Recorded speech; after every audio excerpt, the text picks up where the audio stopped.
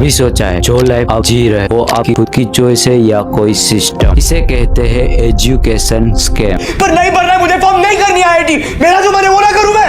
India में हर साल लाखों स्टूडेंट सपना देखते हैं इंजीनियर, डॉक्टर, आईएएस बनने का, लेकिन सच क्या है? डिग्री मिलती है पर जॉब नहीं। पेरेंट्स फीस भरते भरते कर्ज में चले जाते हैं और सिस्टम बोलता है सब ठीक चल रहा। तो सवाल ये है, क्या इंडिया का एजुकेशन सिस्टम सच में स्टूडेंट को एजुकेट कर रहा है या ये सिर्फ मल्टी बिलियन रुपए का बिजनेस बन चुका है? इंडिया में एजुकेशन को सक्सेस की गारंटी बताया जाता है, लेकिन ग्राउंड रियलिटी अलग है। इंजीनियर्स कॉलेज हजारों में है, एमबीए कॉलेज हर शहर में खुल चुका है, कोचिंग इंडस्ट्री अलग से $1 बिलियन बिजनेस बन चुकी है। हर साल लाखों स्टूडेंट जी और नीट देते हैं। कंपटीशन इतना ज्यादा है कि एक सीट के लिए 50-100 स्टूडेंट तक कॉम्पे करते हैं। लेकिन सवाल है, अगर सिस्टम इतना कॉम्पिटिटिव है तो ग्रेजुएट अनएम्प्लॉयड क्यों है? डिग्री के बाद भी जॉब स्ट्रगल क्यों? मैं अपने दुख और पीड़ा को किसी पास सामना नहीं कर सकता हूँ सर।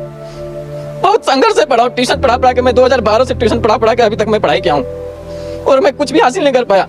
हाँ, प्रॉब्लम सिर्फ कंपटीशन नहीं है, प्रॉब्लम है क्वालिटी। अब थोड़ा डेटा देखते हैं। रिपोर्ट्स के अकॉर्डिंग इंडिया में हजारों इंजीनियरिंग कॉलेज है, इनमें से बहुत से कॉलेज में बेसिक इंफ्रास्ट्रक्चर भी प्रॉपर नहीं है। प्लेसमेंट रेट कई प्राइवेट कॉलेजेस में 20-30% से कम होता है। कई सर्वे में ये बताया गया है कि ग्रेजुएट का एक बड़ा परसेंटेज इंडस्ट्री रेडी नहीं होता। इसका मतलब क्या हुआ? स्टूडेंट्स 4 साल और लाखों रुपए इन्वेस्ट करते हैं और एंड में उसको स्किल अलग से सीखनी पड़ती है। दूसरी तरफ कोचिंग इंडस्ट्री देखिए, कोटा जैसी जगह सिर्फ एंट्रेंस एग्जाम की तैयारी के लिए फेमस है। पेरेंट्स अपने बच्चों को 2-3 साल के लिए भेजते हैं। प्रेशर इतना ज्यादा होता है कि मेंटल हेल्थ इशू कॉमन हो गया है। तो क्या हम एजुकेशन दे रहे हैं या सिर्फ एग्जाम क्लियरिंग मशीन बना रहे हैं? अब सबसे कंट्रोवर्शियल पार्ट, इसका जिम्मेदार कौन है? गवर्नमेंट। हाँ, पॉलिसी और रेगुलेशन स्ट्रॉन्ग नहीं होते, वहाँ लो क्वालिटी इंस्टीट्यूशन